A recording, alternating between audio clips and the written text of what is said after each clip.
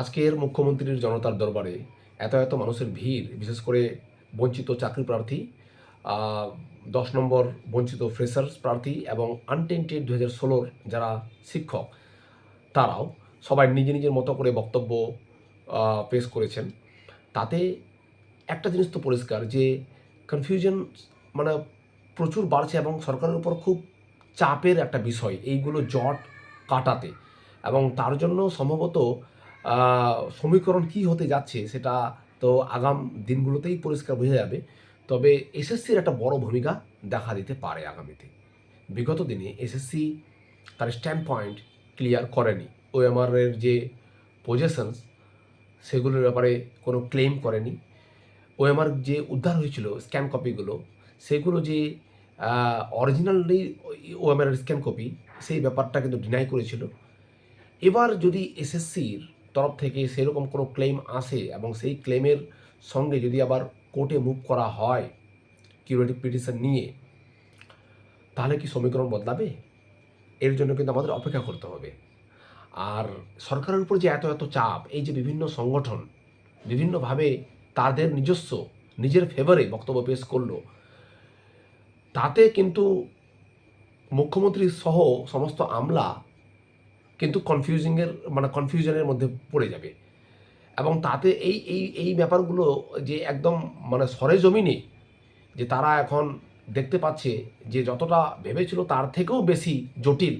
এই অবস্থায় মানে আমার তো মনে হচ্ছে যে এখন কোর্টের যে রায়, সেই রায় মোতাবেক চলবে। কেননা কোনো সরকারই কিন্তু এই দায়িত্ব নিতে চাইবে না।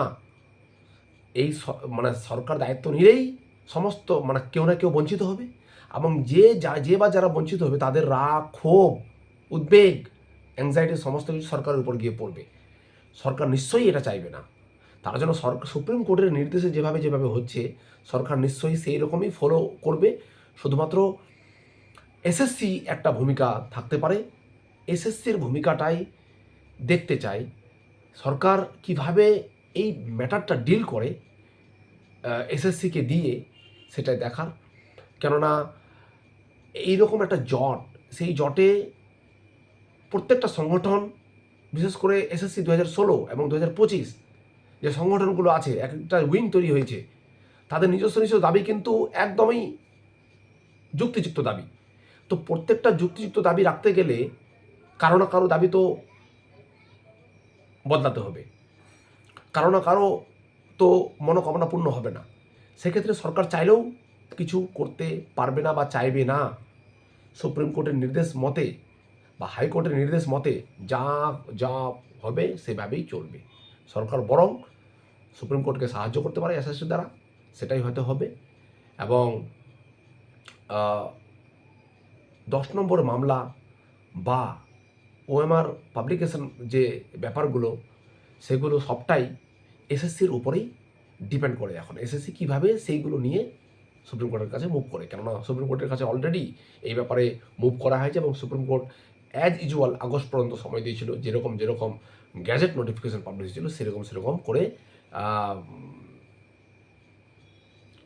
পরীক্ষাটা বা পরীক্ষা পরবর্তী যে নিয়ম প্রসেস সেটাগুলো করানোর কথা বলেছিল।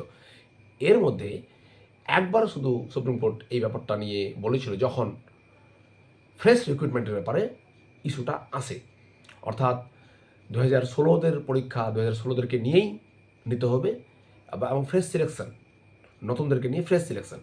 এই ব্যাপারটা এবার সরকারের পক্ষ কিভাবে যায়, কেননা আমি আগেই বললাম যে সরকার এতে চাইলেও কিছু করতে পারবে না। কেননা এত সংগঠন এত দাবিগুলো নিয়ে চলছে, কাউকে সরকার বঞ্চিত করতে চাইবে না।